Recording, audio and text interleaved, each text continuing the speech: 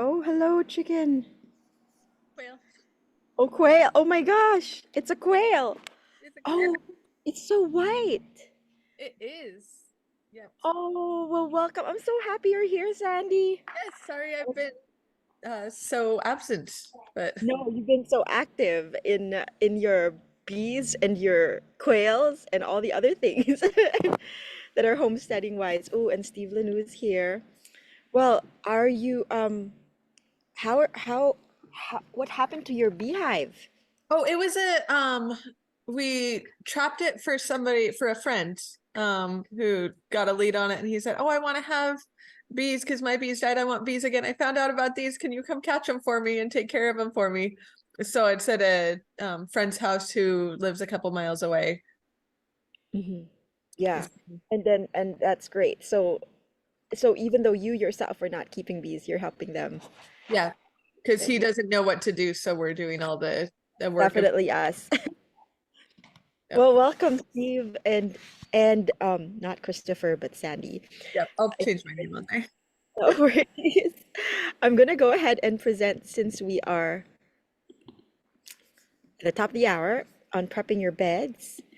And you guys have, I thought of you, especially Sandy, and I thought of both of you because I'm sure, Steve, you have stuff to contribute being a master naturalist and a gardener of many years, and Sandy fighting Bermuda grass for so many years. So I think this is a great season to do this. I'm not sure about where you are right now. I feel like you're in the middle of stuff, Sandy, but maybe oh, we have a few more people for the next people. Okay, so prepping your garden beds. Welcome, everyone.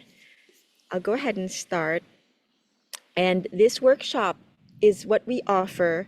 First and foremost, every Wednesday we have different workshops. Not all Wednesdays, but in a series of Wednesdays will be tied to a topic that's seasonal inside GIY. And as Sage and people who are starting, you're going to be receiving more of these notices to come to these Wednesday workshops that have to do with something that you could use in the garden or maybe not. And so you could, but hopefully you'll learn something from all these workshops all the time. So what this workshop what this workshop offers you: soil science and best organic practices, guiding questions for you to decide how best to prepare your beds, and space and time for you to think about these questions. Because sometimes we just do what we normally do and we're not sure, or what our parents have, what we've done for many years, and we're not sure whether these are good or anymore. And then we're starting to learn new things, and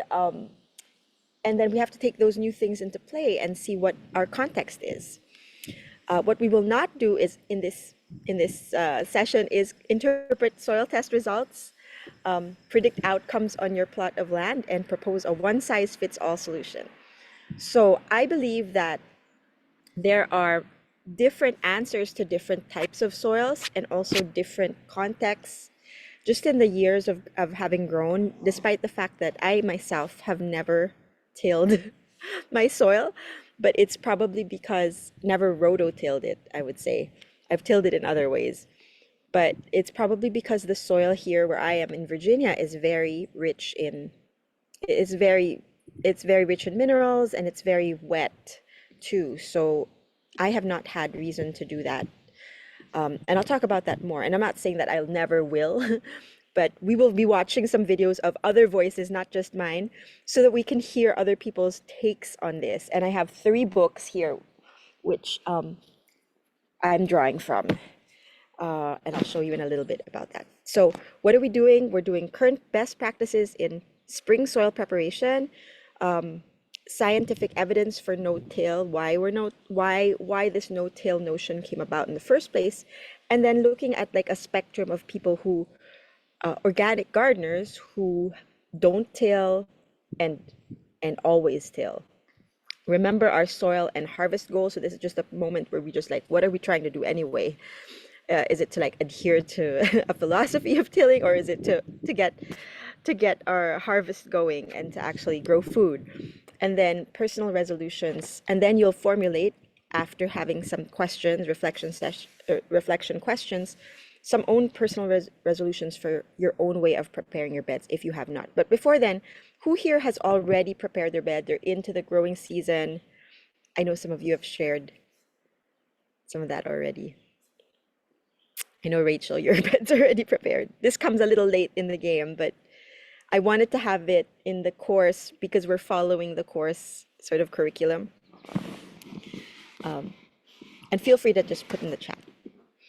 So, scientific basis for no-till. As you already probably know, there is a life in the soil that we need to preserve.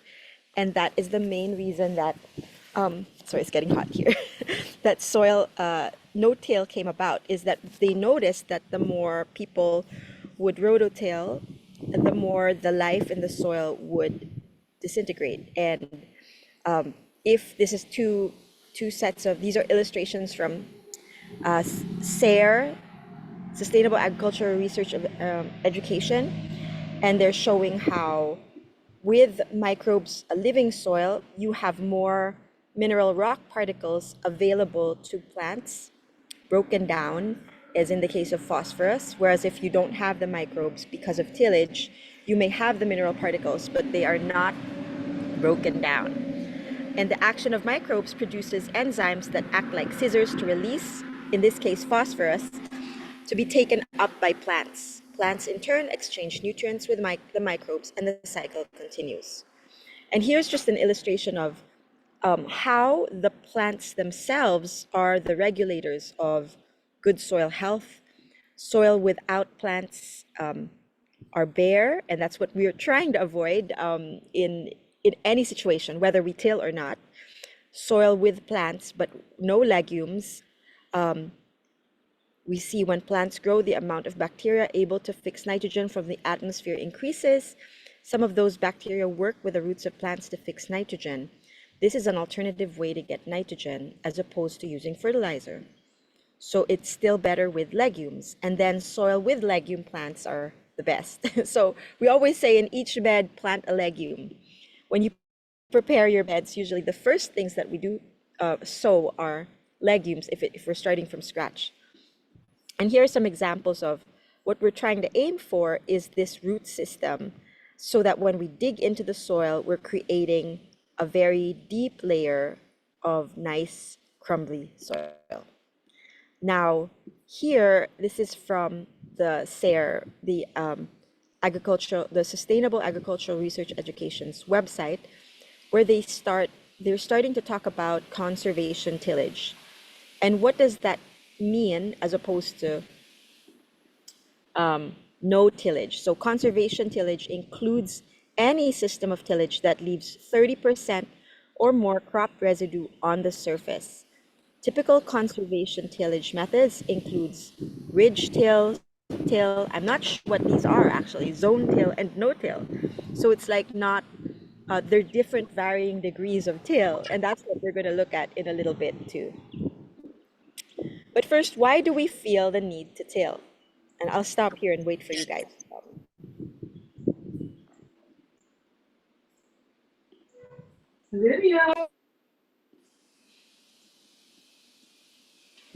Hello? Yeah, okay, let me see here. Because that's the way it's always been done. Yes, that's one reason, right? It's always been done that way. Or one reason is always, oops, the weeds, right? As in your, there's too many weeds and we need to get, oh no, the chickens are coming my way. There's a rooster here that I'm scared of, so hang on a second. Dave. Okay, 1 second. Maybe he won't mind me. Okay, so there's the weeds that we want to combat, and that's the number one reason I think that I've seen. It seems like you want to mix the soil and remove the weeds from the surface. Yes, yes, exactly. That is the main thing that's written in these books, and I'm gonna stop share so I can show you the books in just a second. Remove the weeds from the surface. Yep.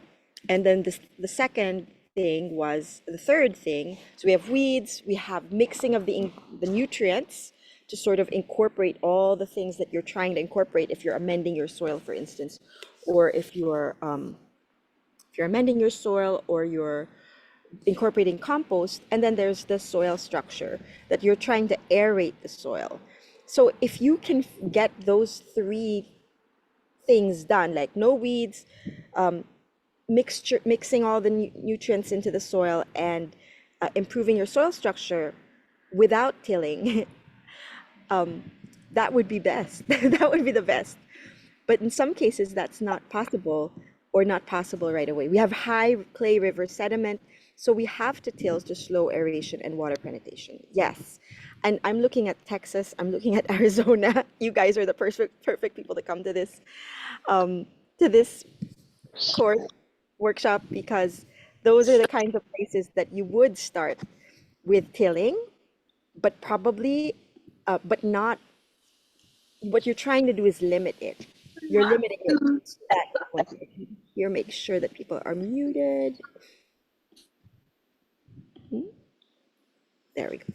Yes. So here's like a little spectrum that I drew really quickly. Hi, Lona.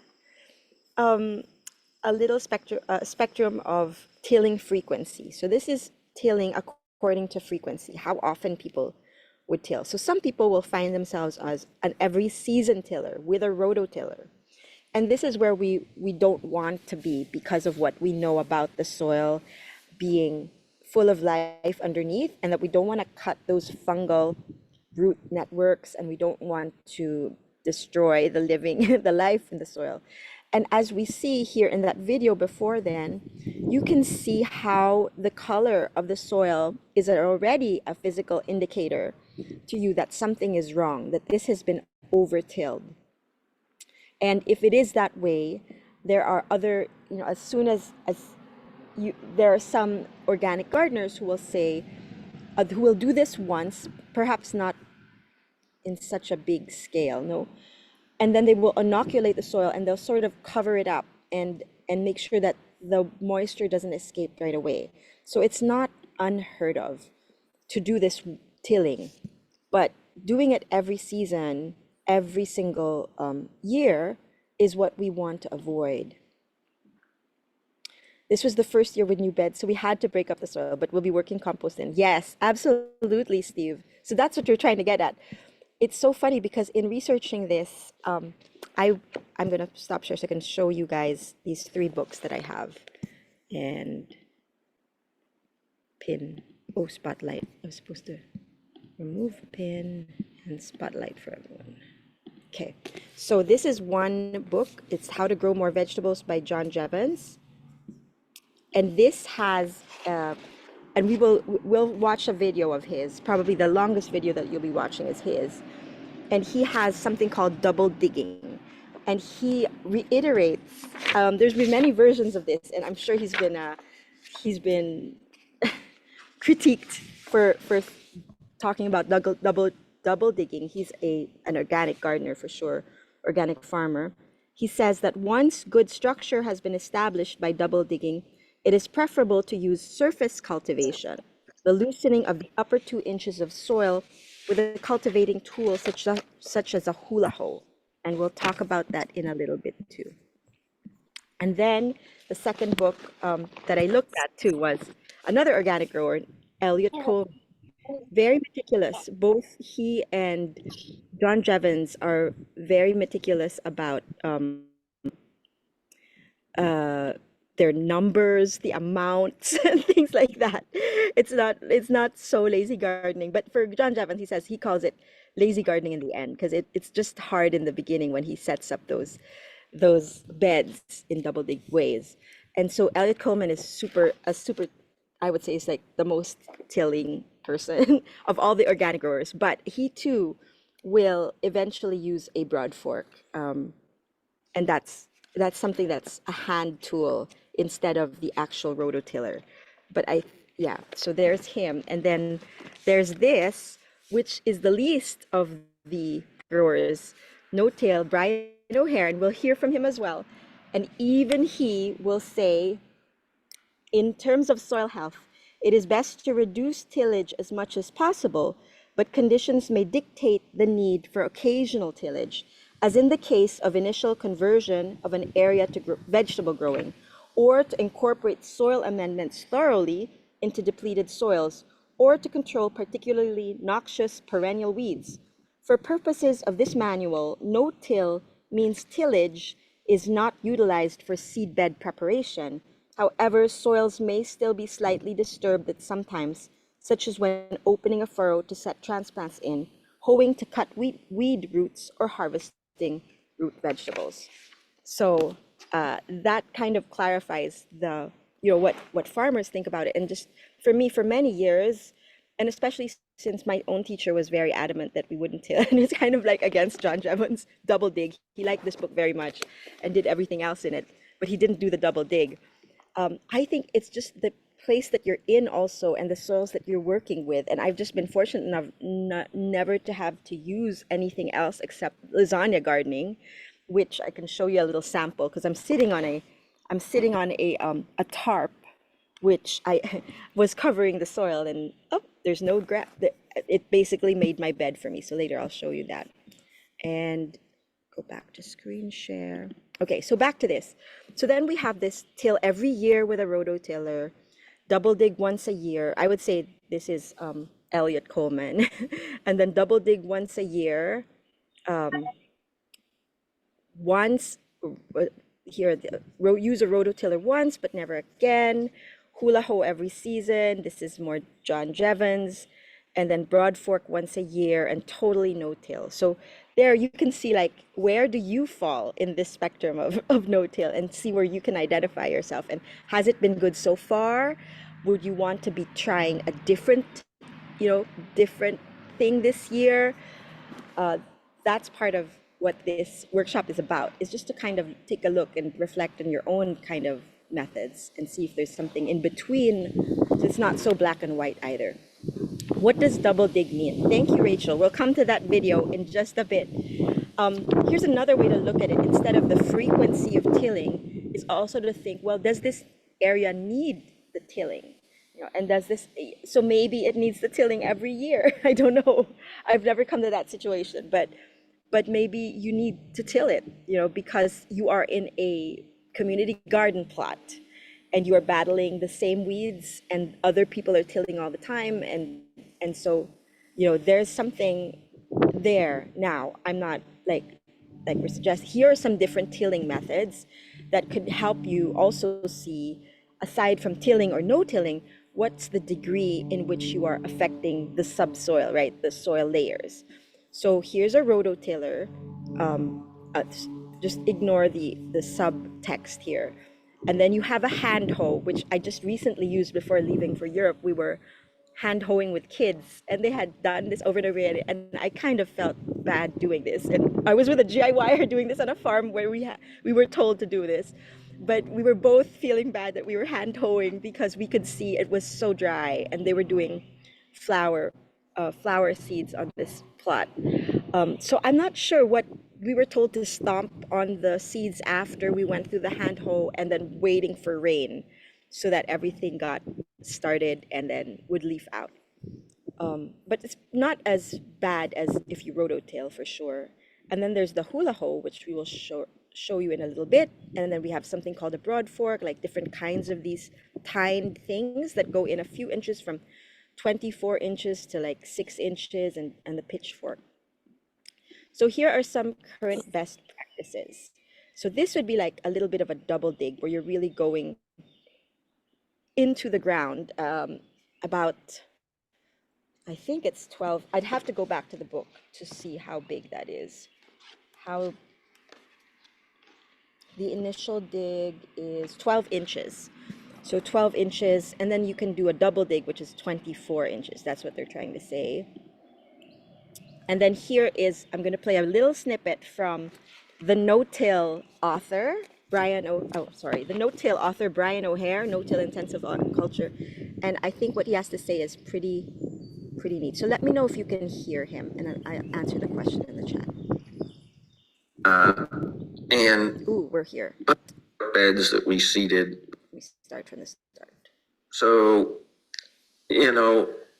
a lot of trial and error, and just we approached it very slowly, and it took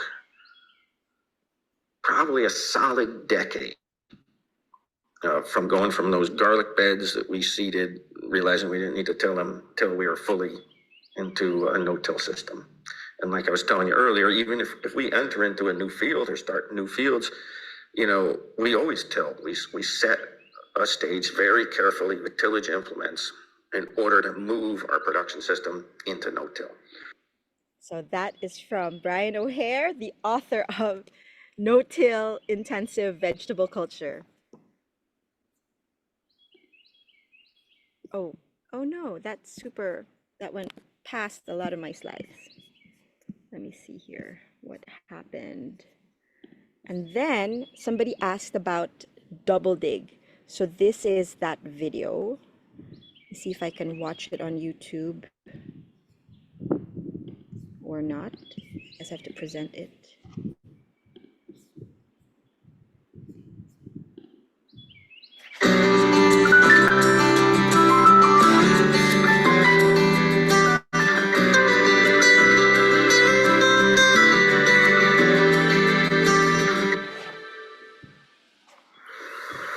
Lisa is now going to dig another trench right next to the one Tim just made, and she will put the soil she digs into that first trench. I'm going to start by bringing the spade 6 inches back from the first trench.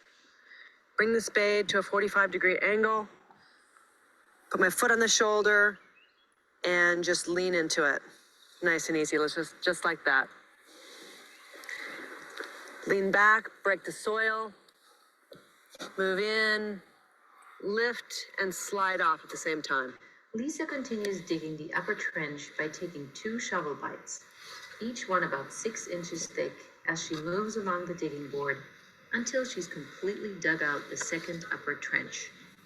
And she's filling in the trench Tim dug with the soil she removes. And if you're doing more work than this, then you're doing too much work. As you can see, I'm just letting the soil slide right off the spade. After digging out the upper trench with her spade, Lisa takes a digging fork to loosen the soil in the lower trench. I'm going to step onto the shoulder of the fork and just slide down. If this doesn't go all the way in, I make an arc forward and back, and it slides right down.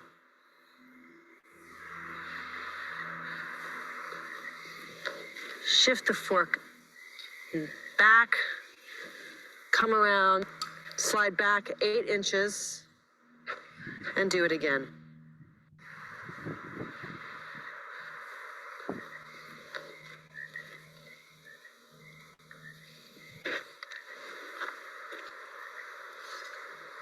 Once you've completed 3 to 5 trenches, you will want to rake the bed using your bow rake.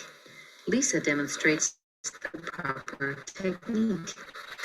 A lot of people, when they go to rake, they want to use a lot of effort like this, and it's really not necessary. You can just reach out and shift your body weight back and rake over the top, just like this. And you don't have to worry too much about the clods. Just even out the soil a little bit. The water and the sun will break down the clods naturally. Because of the double digging, there's more air in the soil and more volume of soil overall.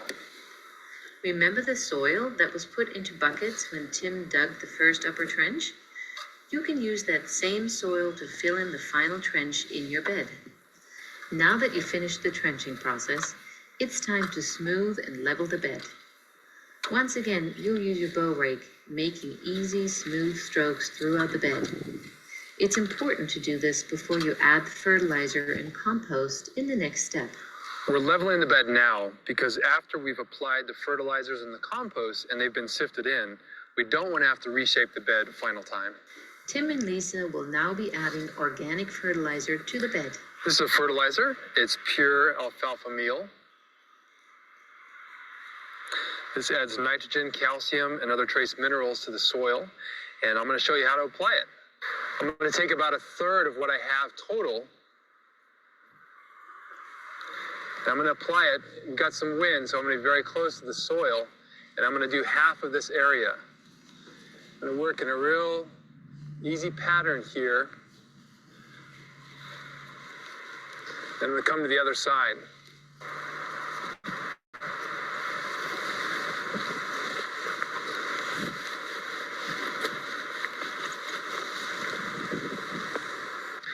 The final third of what I'll have, I'm going to distribute evenly and fill in the gaps.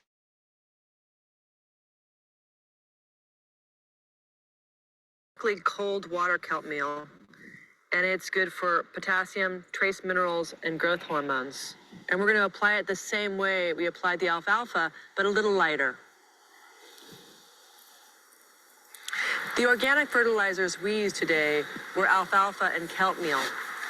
The organic fertilizers that you'll use, or the amounts, could easily be determined by a soil test.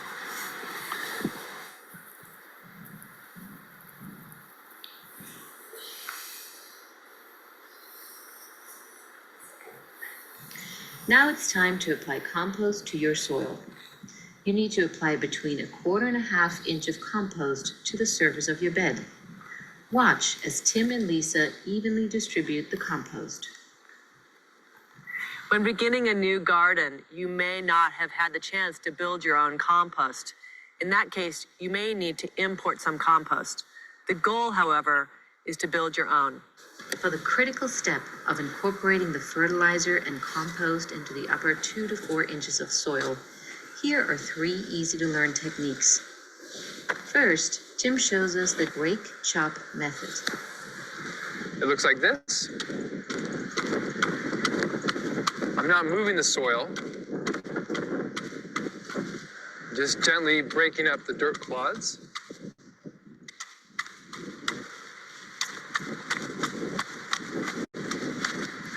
It's easy and anyone can do it.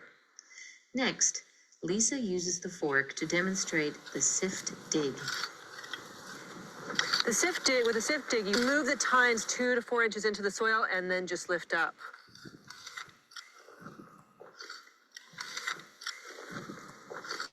Tim comes back with a fork to show us his favorite, the twist dig.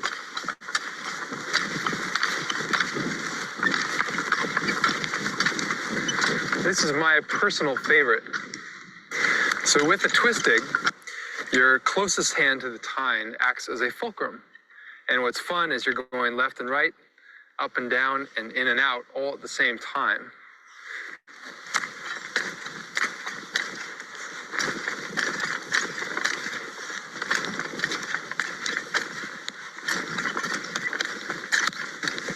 It's so fun.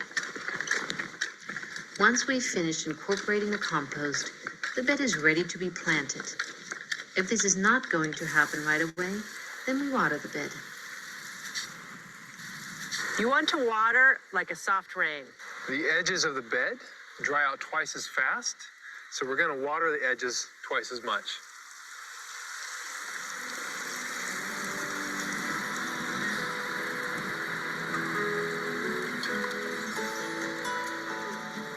Let's review what we have learned. We prepared our bed for double digging by loosening the soil and then weeding the bed. We dug a series of 24-inch trenches along the length of the bed. The upper trenches were dug out using a spade, while the lower trenches were loosened using a spading fork. As we continued to double dig down the length of the bed, we repeated the process of digging and loosening each trench. After 3 to 5 trenches, we raked the bed. Once the trenching process was complete, we leveled and shaped the bed using a bow rake. After the bed was leveled, we added the organic fertilizer and compost. We incorporated the compost and fertilizer into the soil using one of 3 techniques: the rake chop, the sift dig, and the twist dig. Once we've finished incorporating the compost, the bed is ready to be planted. If this is not going to happen right away, then we water the bed. Double digging is essential to the biointensive method because we are growing healthy soil as well as healthy plants. So that was that. What did you think before I go and show the hula hole? Any comments? Anybody gonna try to do a double dig garden? And this is, again, this is in particular if you have a hard time with getting, yeah, your beds ready.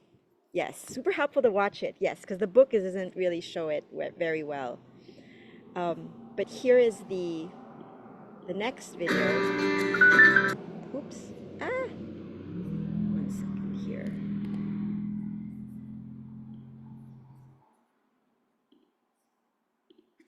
Okay, and this one is a short one. I'm gonna skip to 125 where he back, and it's got a little bit of play in here, so when you get snagged up and stuff like that, it doesn't, just snap instantly like a normal hoe, which is kind of stop, you have to pull a little extra. So this gives you a little bit of play, and it allows it to go back and forth. So as far as anything weeding go, and this will clear a bed, clear an area in a very, very quick amount of time. So you see this bed right here, it is full of weeds and just stuff I need to get out of there. But I've been saving it just for you guys, so I can make this little video and give you an idea of how well this tool works and how simple and easy it really is.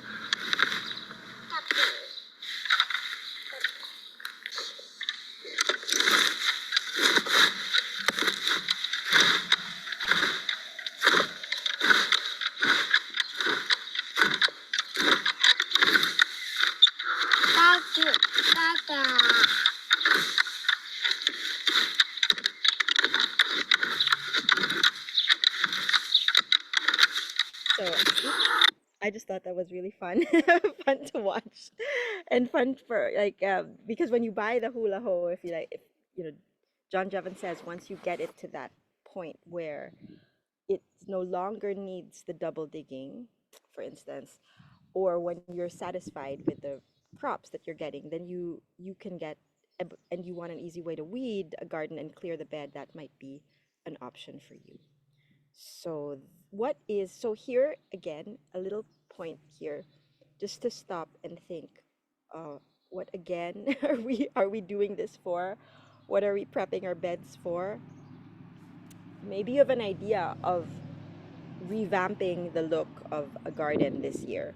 You want to rotate certain crops, you want to take some certain crops out, and how do you do it safely without disturbing the root system, right? This is what the goal is. We eventually want a good harvest and good soil. So here are some reflection questions for you.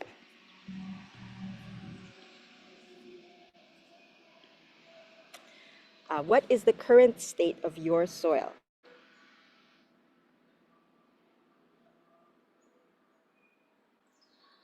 Is stuff growing it already? Do you wish you want, is there a portion of that bed that you need to still clear? Have you already prepped it? Now you don't, maybe it needs that part where you have to do the compost, fertilizer, and the amendments. Is your soil structure loose or compacted?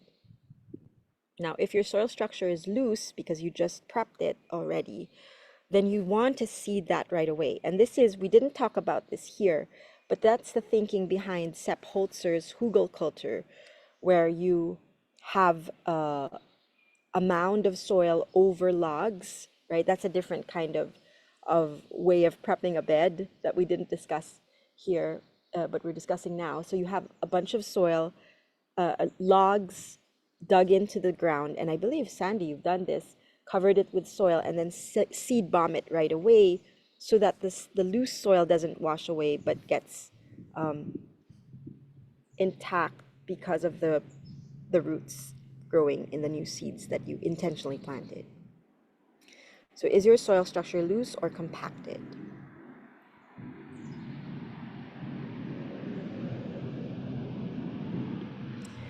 Do you have weeds that seem like they cannot be eliminated?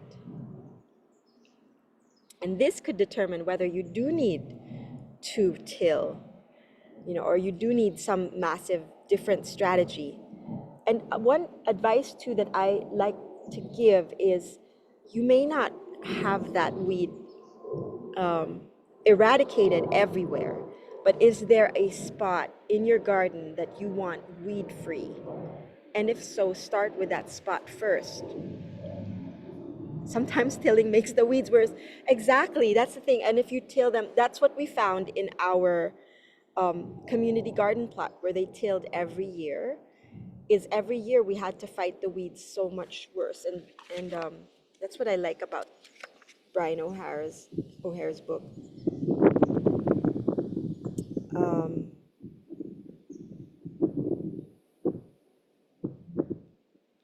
yes, so there's so many things here that the tillage may have beneficial results. However, the need for many of these, however, many may, the need for many of these improvements, however, may actually arise from inappropriate past tillage events. To some degree, tillage may lead to conditions where more tillage is needed, a sort of tillage treadmill effect. Um, so fortunately, there is a better way. The transition from tillage systems to reduced tillage and finally to no tillage is often gradual. As well, no-till may not be a permanent field condition, and some form of tillage may be reintroduced in order to achieve a specific goal, such as eliminating an infestation of aggressive perennial weeds, with an eventual return to no-till when that goal is achieved.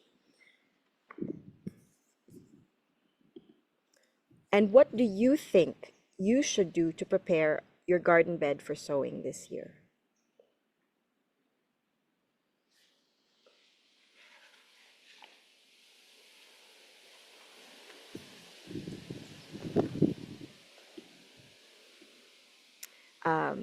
And like I said, this is a virtually weed-free lasagna garden. Don't forget that you have this lasagna garden method. And if you're unfamiliar with that, we have a blog on it on our website, permaculturegardens.org/lasagna-gardening-101, to just illustrate how you can make this weed-free for like 6 months and the minimum. This was weed-free for a year. I have a bed that's like 1.5 years, and you can see the grass is starting to creep in. And this is that bed that I'm talking about that's behind our shed. And I solarize. Here's another method. You solarize it with a tarp. This was just plastic cover, and now I have a bed here that's ready. I took it off and there's no grass, and it's ready for if I wanted to introduce minerals, or if I wanted to do the double dig method. In this case, I don't think I want to here because it's a septic field. And I feel like what I need is the life in the soil. Oh, that's the last part. So when would I till? I'm going to talk about other things, outsourcing the tillage so I don't have to do the work. When I would till. So this is just me and my own personal experience as well. I think it would be exceptionally rare where I live, unless if I were consulting or if I found a patch of soil, I'm looking up there, where it's super dry, rocky, and compacted. And I wouldn't use a rototiller. I think I would just use my hand tilling tools. And we have a pickaxe. That's our main tillage. If we've ever had to do a garden from scratch, which was rocky, we use a pickaxe. You have weeds such as bindweed, bamboo, Bermuda grass that just won't cut back. And then when I would not till, pretty much all of the time, given my soil conditions, if I've already tilled this patch in the last 5 years, I don't want to till it again. If I can help it, I use lasagna gardening and compost tea instead of tilling, and I will hand till and use a hand hoe. And that makes me want to buy a hand hoe now. So I use lasagna gardening and compost tea. So this is where, again, a little bit of a plug for if you want to learn more about this, I can talk forever about this. This will have its own webinar. But this is where I outsource the tillage for me, okay? It speeds things up to do the rototiller, to do the tilling at first, inoculate with compost tea, and then not to till again as much as you can. But it speeds things up to definitely till rather than no till if you are not having good results. And these guys help speed things up even more. They're constantly doing this, introducing bacteria, beneficial bacteria and microorganisms to the soil, and the earthworms and the red wrigglers are in your soil, they will do the tilling for you very naturally. And then we go back again to, and that's where, if you want to read more about it, it's permaculturegardens.org/compost-t research. And it has a little podcast to show you how to compost tea effectively.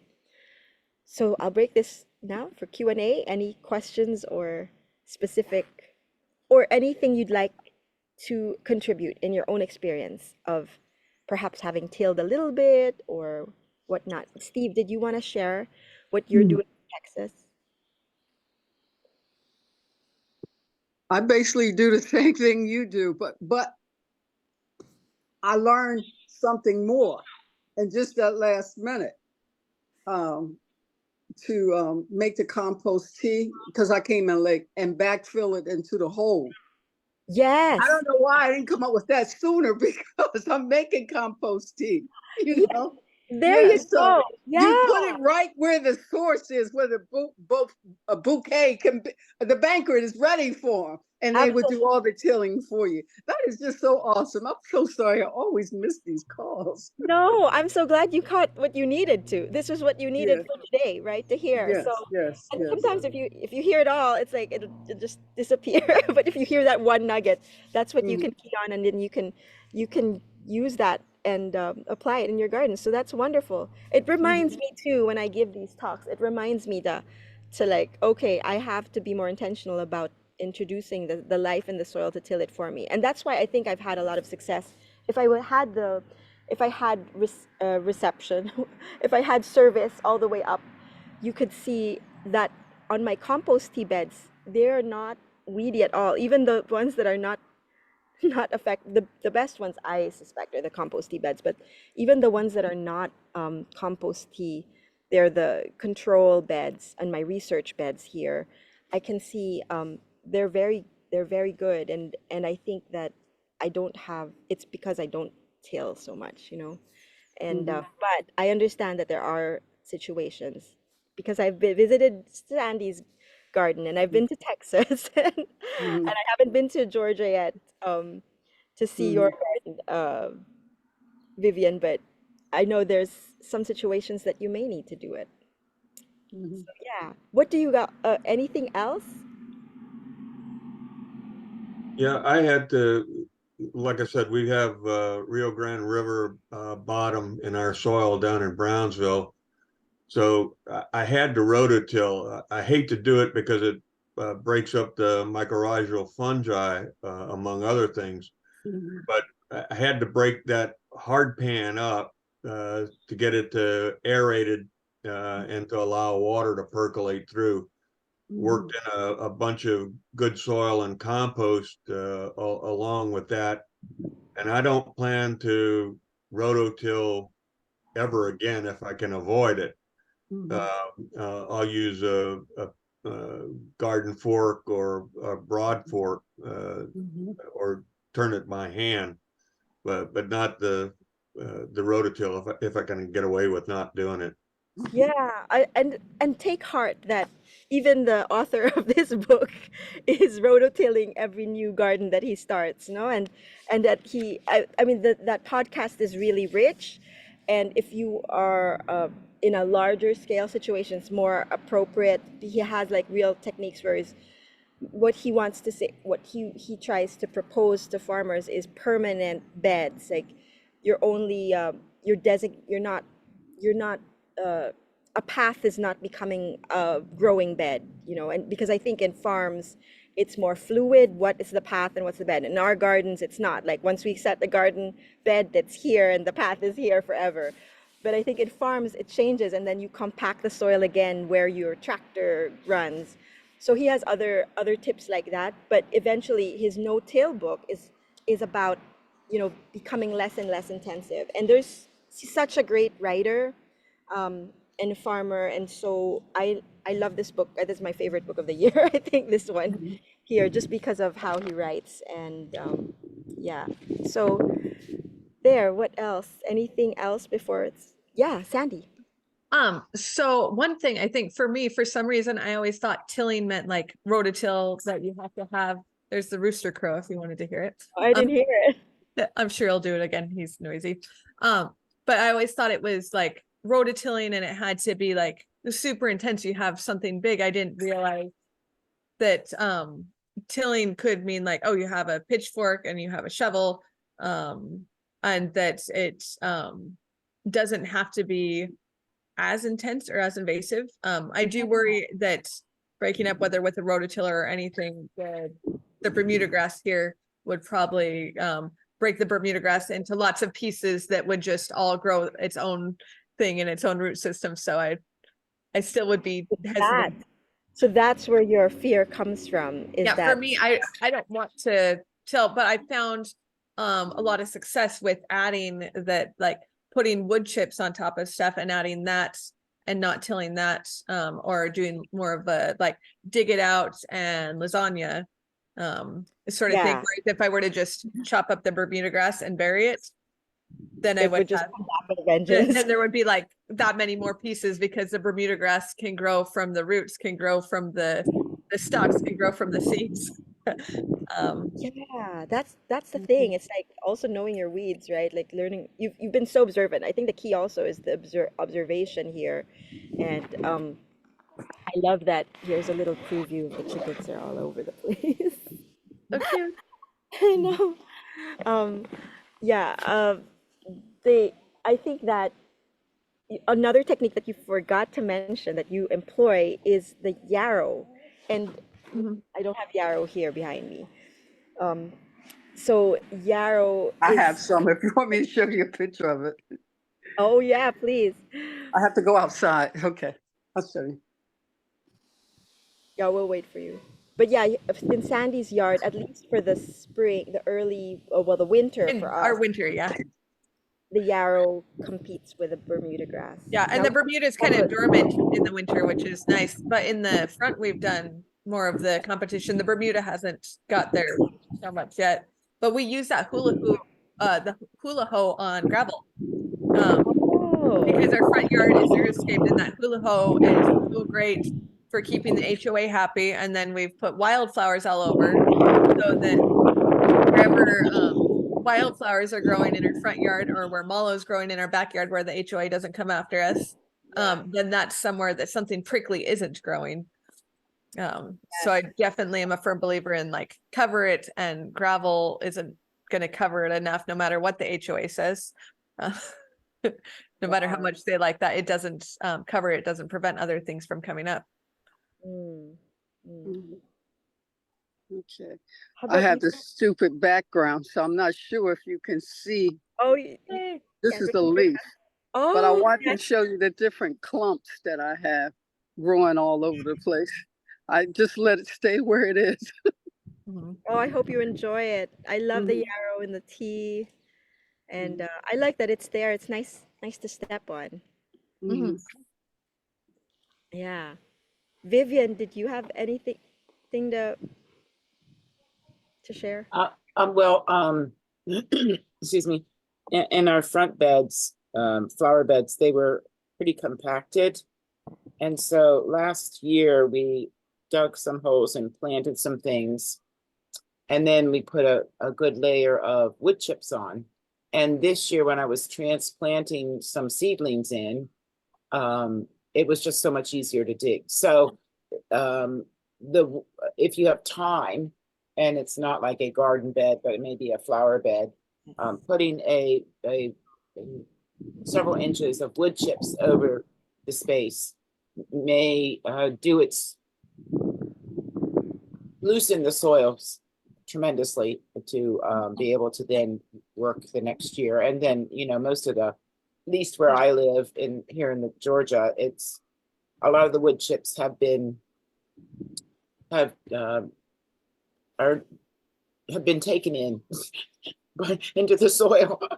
Ah, so that's good. In a year's time, it disintegrates into the soil. Yeah, it breaks down very rapidly. Oh, Yeah. nice. Okay, good. Yes. I was wondering about that too. I mean, I have a weed-free bed essentially because of the wood chips too right now, but it hasn't become the soil yet. But I think it's easy to just move it away and plant what I want where I want it now. Yeah. Rachel, So, you just finished your asparagus bed. I did. sorry, what? Oh, Rachel just finished planting her asparagus bed. And Vivian, I'm glad you're here because I've been wanting to ask you the question for her. How many years did it take for your asparagus bed to come up? 2. Okay, so I started my asparagus from seed. Okay. So I didn't buy crowns. I planted seeds and then transplanted the seeds out. I think it was in the fall. And then, so it's been like a year and a half now. Okay. So I bought 2-year crowns. And we'll see. I mean, I'm still not confident that I did everything right. But I watched several videos, and so, I made my trenches and then made a little mound that I put it on. And I actually sprinkled some of the mycorrhizal little beaded things around it. I saw that somewhere. I thought, oh yeah, that'll help get those roots going. So it's just been a week now. I'm not sure how long till anything might come up. But hopefully they're alive and doing something on the ground. Yeah, I guess yeah, I didn't do the mounding or whatever. I just kind of put Oh, them that's good. That's good to staggered in the bed. It's You good. know? Good to know. Still It's works. just like if they didn't, it's yeah. Was it seeds that you started with or crowns, Vivian? Seeds. Wow. And you're harvesting them now, right? This is Yes. That's That awesome. sounds So quick. yeah. That sounds like the best way. Yeah, the rhubarb I did from seed too. So yeah, this seems for me, part of it is acclimating it to here and not some other place. Mm. Right. Yeah. Vivian mentioned using hardwood mulch. I got some from one of the local big box stores and discovered that the guy who made it had also used some scrap lumber in there.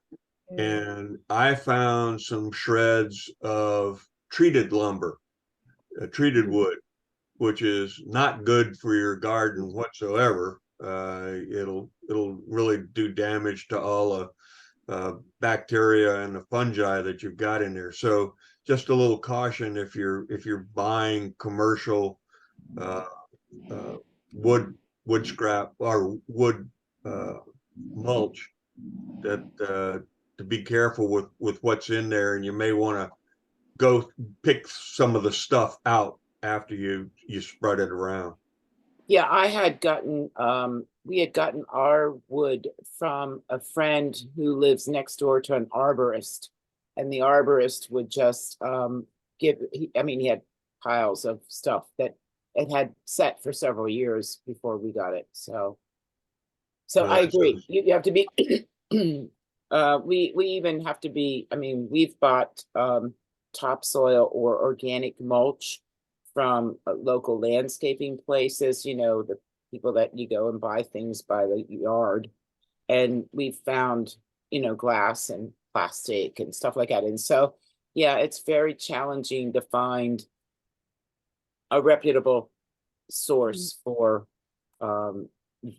your product if you're trying to do anything in volume, or even get just one bag at, you're right, a big box store, like, so even if it says organic, you have to be careful. Yeah. Well, can I share what I do? Yes, Catherine. I collect all the neighbors' leaves that they bag up because I don't have any trees close enough to my house to rake leaves. I get some. And I just dump them in my beds and over winter and let nature work for me. And some people say sweep it away, but my plants come right up without them. So Wow. I just let everything just decompose on its own, and leaves will break down much faster than wood chips. Catherine, tell us where you're from. Where are you growing? I'm from Harrisburg, Pennsylvania. Pennsylvania. Wow, that's so Mhm. impressive. And that's Oh, I'm a transplant from Edders, Pennsylvania. What city is that close to? Well, between Harrisburg and York, right off Oh, of 83. goes through 83 all the time. Yeah. I lived in York too for a while. Yeah, yeah. Well, Yeah. so Yep. I'm Well, familiar. we have that connection. That's why it's always so important to say where you are from. Yeah, yeah. Oh, that's wonderful. That's wonderful. Well, and Ilona, I know you're hiding there because you have a new baby. But if you want to share, feel free or just put in the chat. But I hope you've been helped by this call. There you Yes, are. yes. I'm sorry. I'm just trying to make lunch and dinner and everything at once Same so that I. and garden.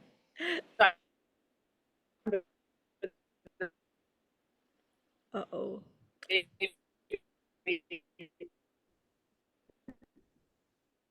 Oh no, Ilona, I'm sorry. I think you're stuck or maybe Yeah, out. we are in outside DC, but we are actually, well, originally I'm a transplant from Germany, but I met my husband outside of Philly, so I'm very familiar with Harrisburg and lots of parts of Pennsylvania, and certainly Lancaster and York. My husband went to college, actually, to what's the name of it? Messiah College in York, I think it's in York, or Grant something. But anyways, it's close by. It's not York. It's more going towards. It's Grantham. It's Camp 15 Hill. towards from It's past Camp Hillsburg Hill. area. Yeah. Yeah, I went okay, to so- Messiah College for a few courses, and my Yeah. dad graduated Yeah. from there. Yeah. There's another Oh, person whose okay. kids are in Messiah College. There's Yeah, and I Gio. knew of a professor that used to teach there. Oh, I can't think of his name now. yeah, He's it seems retired. like a wonderful place to live and raise kids. I wish we could live there, because being German, I love the whole Lancaster County area. It's so similar to Germany, which is I think why a lot of the Amish first went there, because that's like, oh, it looks like Europe here. But anyway, it's exciting. Yeah. And I think But we anyway, get a we have good seasons here. I think we so. can I have mean, when I lived in Pennsylvania and like we didn't have anything. I mean, I still don't really have a garden. I mean, I'm praying for a nice garden, a house with a garden. But in Pennsylvania, when we lived there, suburb of Philly, not far from King of Prussia, I always used to go to the farmers market, and they always had people from Lancaster County, Amish, non-Amish. So, I mean, I know it's a very fertile area. So I think it's a wonderful place to live for many reasons. Yeah. Oh my gosh, Ilona. I can't wait for your check-in because then I can go V Gates, Ilona. Yeah.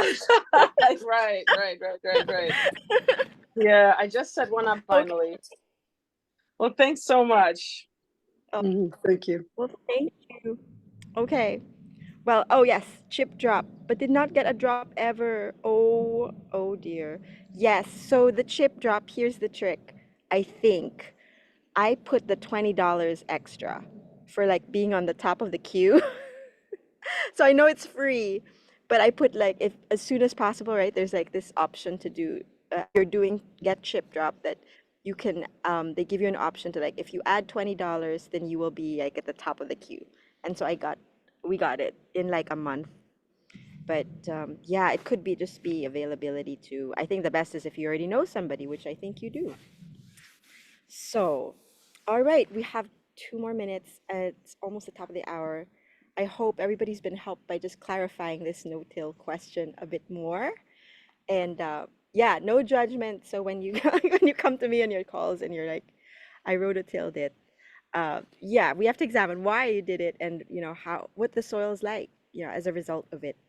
So I think that this has been great, even for me, because now I want to go get a hula hoe, um, to help out with the weeding. But all right, well, I will see you next Wednesday. We'll be transplanting, and then we will end with on a Saturday with a call on the garden installation demo. That's an in-person live stream workshop with a workbook, which is the garden checklist. So, as you know, we have a core course in the program, and we are walking through the different parts of the GIY core course. And this is right now we did seed starting. Now we're in preparing your garden, and then garden installation, and then it'll be maintenance and all the bugs and pests in June and July. That's what we'll talk about. So as we go through these, we're holding your hand through this whole process. And of course, if you're in other parts of the, you're starting seeds again, or you have questions, there are GIY check-in calls. Also wanted to tell you that the Sage updates. So thank you for those of you who supported our Sage Kickstarter. We're still so grateful for that. And Sage does not release the funds to us until a month after. So your physical shipments, if you've supported us, are not going to be shipped until we get the funds to pay for the shipping. But we're so grateful already, and we'll be onboarding those of you who have taken who've pledged at the levels where you have access to GIY and the GIY community. We'll be onboarding you in the weeks to come, in the days to come. So watch out for more. Okay, we'll see you soon. Thank you. Bye. Happy Bye-bye. growing. You too.